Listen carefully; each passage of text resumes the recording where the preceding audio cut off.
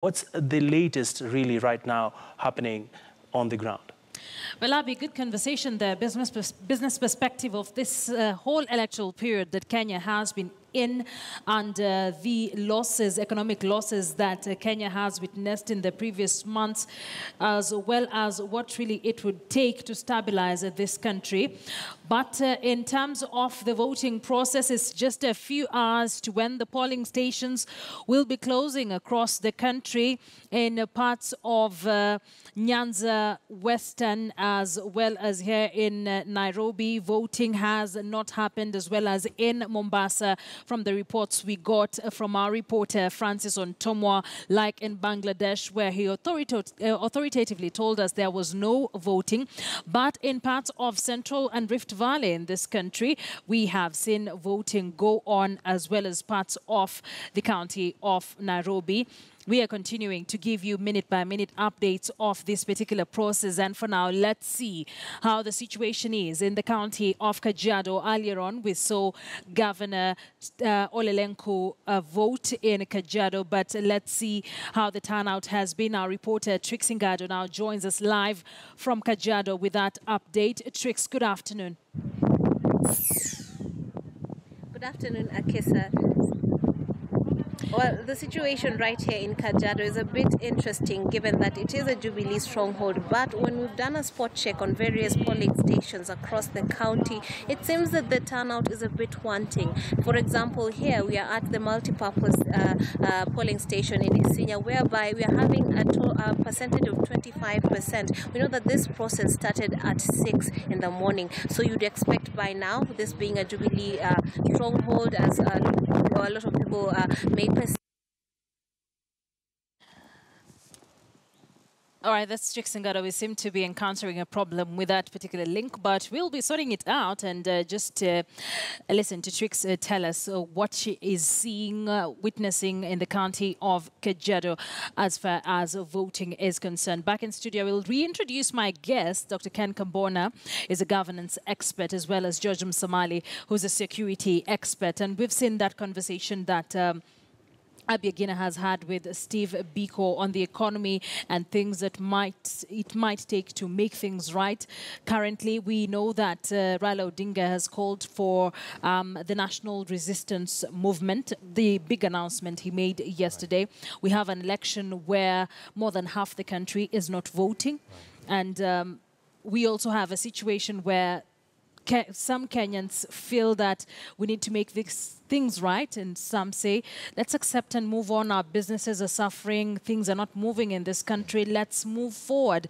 How do we rise above this? Yeah, thanks for that question. Let me start by correcting some notion that has been going on that, the economy of Kisumu and maybe Migori, to an extent Mombasa and some parts of Busia, is suffering from this more than any other place, although the general economy of Kenya is said to be having gotten a hit. Yes.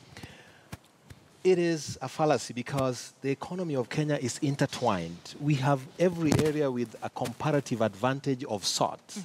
So that if you talk of, let's say, the blue economy that the country has, which is the lake region in terms of fish and lake products, most of Nairobi gets its food from there. So if Kisumu is being hit, then you can be sure the price of, fish or anything from the lake there will certainly spiral. And so I can see people saying, they're banning their own county. They're not banning their own county. Yes, they are, but the issue is they are affecting each and every household in this country. When you go to Kisii, it's the same thing. I mean, most of the bananas we eat, other than Meru, come from Kisii County. And this is a very big, staple food for our people in Nairobi, especially, and elsewhere. And so when we find that Kisii is protesting and is on fire and movement or transportation is affected, it affects everybody. So let's not, and when I hear that, let's not pretend, let's not live in some kind of fallacy that, it's them destroying this. It is affecting Nyeri, it is affecting Kirinyaga, it is affecting Embu, it is affecting Northeastern. So the economy coming back to the economy in general, has had a hit. 700 billion, that's what they say here. But I think those are what we call, economic figures at the level of the sophisticated economy. But the real economy down there of the common man is really hit so hard, which is never, this is the informal economy that we never come to quantify. You know that, 70 or 80% of Kenyans rely on that economy in terms of foods and just general livelihoods. Okay, I want you to hold on to that thought so that we can go back to our reporter, Chuksingado in Kajiado, with that update. Chux, you were talking about the voter turnout and the whole process in general in the county of Kajiado.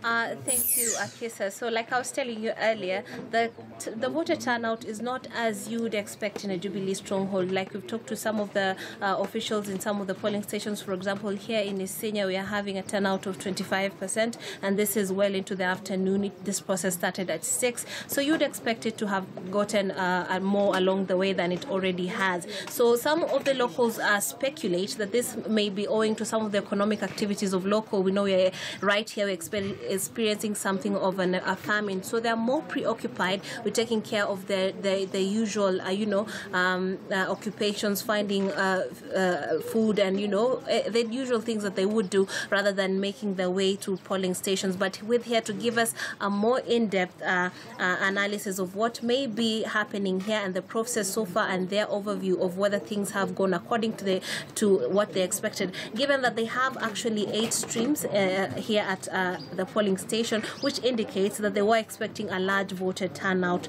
Right now, you would actually see most of the officials sitting around here. The security officials are actually still just sitting around here in anticipation of anything, but still it's all calm. It's not much is happening right here. So this is the presiding officer for this stream. Could you introduce yourself to us and tell us how has the process been since morning? I'm the presiding officer in Multipurpose Center, polling station number 7 out of 8. Okay. And the turnout has not been so well since morning. So far, up to 3, it has been 33%, of which we thought that we could get at least a half. But owing to the famine, as you said, the majority of the people around this area maybe have gone to look for pastures for their cows. In fact, majority of them have not yet turned up. Yes. Would you say that in the morning there was a better turnout as compared to the afternoon, or was it the same scenario? Yes, in the morning at least, we can say at least, because like we experienced in the August polls, in the morning the queue was as long as almost up to the center, the shopping center.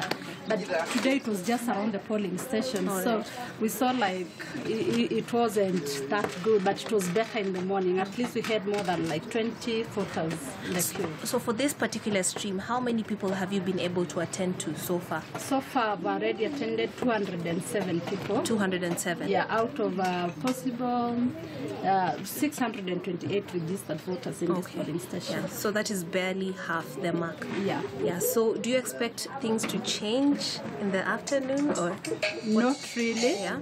I'm not expecting much now that we are only 2 hours to close. Yes. Yeah, to close the polling station. So we are not expecting much. Yeah. So do you think you'd expect that you'd be wrapping up just in the expected time?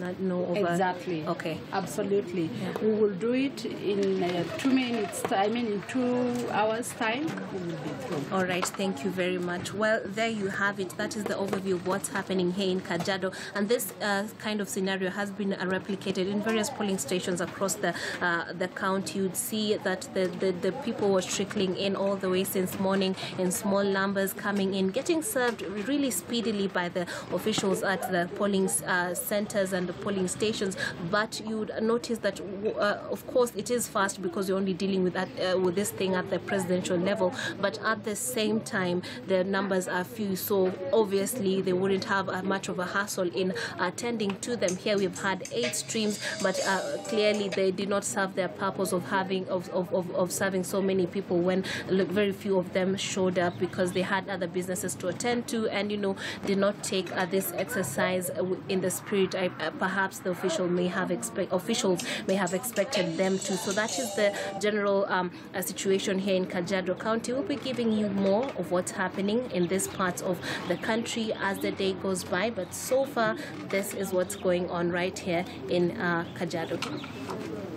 Trix Ngado, our reporter there, joining us live from Kajiado with a situation update of the whole voting process, reporting that at that particular polling station she's in, 207 people are voted out of 600.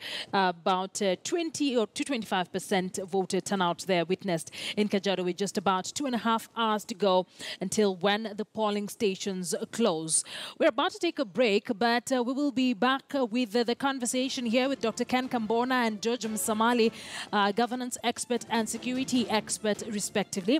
We are also expecting a brief to come from the REBC live from the Bomas of Kenya. The chairman, Wafula Chebukati, is expected to make an address, the first today since polls opened at 5 a.m. in the morning and some at 6 a.m. So we are expecting that update live from the Bomas of Kenya. We'll be relaying it to you live, as well as a link up with more of our reporters to just see how the situation is. 2.5 hours to go. Are people going to the polling stations? Are those who said they will not vote maintaining their stance that they will not show up at polling stations? How is the security situation, given that a number of parts of the country have witnessed violence and running battles between police and protesters? So we will be back with that comprehensively, and of course the conversation here in studio. Don't go too far. This is Kivumbi2017.